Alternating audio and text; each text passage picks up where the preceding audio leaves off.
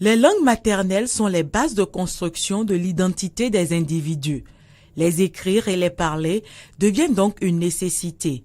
D'où la création d'un ministère consacré à l'alphabétisation et à la promotion des langues nationales par le président Boni Yayi.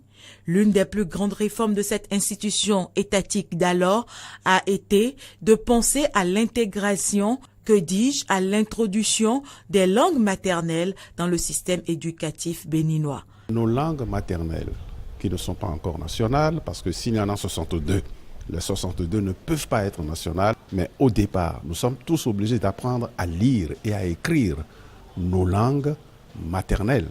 Il reviendra à l'État béninois de désigner parmi les 4 langues, parmi les 62 langues, les 4. Parce que je dis 4 parce que c'est ça que nous avons proposé à l'État quand j'étais ministre.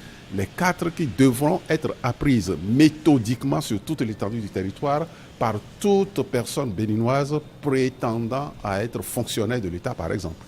Si seulement 4 langues maternelles ont été proposées par l'ancien ministre Roger Gbenyonvi, c'est finalement 10 langues qui seront expérimentées dans certaines écoles publiques. Une première étape qui a pris en compte 6 langues maternelles, le Fon, le Yoruba, l'Adja, le Ditamari, le Batonou et le Dindi.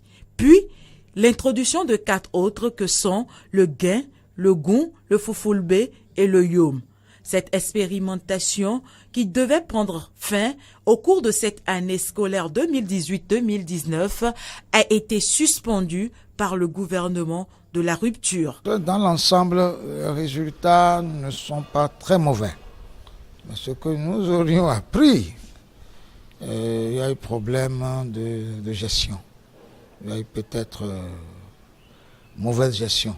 Et normalement, le gouvernement devait peut-être prendre un autre décret pour introduire cette fois-ci effectivement les langues nationales dans le système éducatif.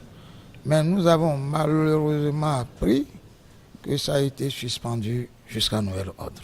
Une suspension qualifiée d'échec par l'enseignant de lettres Roger Gbenyonvi. Je vais vous expliquer pourquoi nous avons toujours échoué dans ce domaine-là. Parce que sur notre disque dur, c'est ainsi qu'on parle maintenant, sur notre disque dur s'est installée l'idée, la pensée, j'allais dire indéracinable, que pour réussir sur cette terre, il faut parler français. Or, c'est faux. C'est à 3 ans qu'on envoie le malheureux enfant. Il est malheureux parce qu'on le détache de son environnement. On va lui parler de bouteille. Mais c'est quoi la bouteille? On lui a toujours dit que c'est go. On va lui parler de calebasse. Mais c'est quoi la calebasse? On lui a toujours dit que c'est K. Pourquoi ne pas lui apprendre à écrire et à écrire? Quand il a 3 ans, go. Et K, mais quitte à lui dire, attention, les Français disent autrement. Eh bien, pour aller au français, pour aller à l'anglais, pour aller au chinois, mais partez de chez vous. Plusieurs obstacles non élucidés handicapent donc l'introduction des langues maternelles dans le système éducatif béninois. Toutefois, les principaux restent l'absence d'une politique claire et définie par l'État béninois en faveur de l'utilisation des langues maternelles et l'attachement des intellectuels à la langue française, une langue qui, contrairement à celle maternelle, ne prône pas à la fois des valeurs de souveraineté, d'identité culturelle et de développement.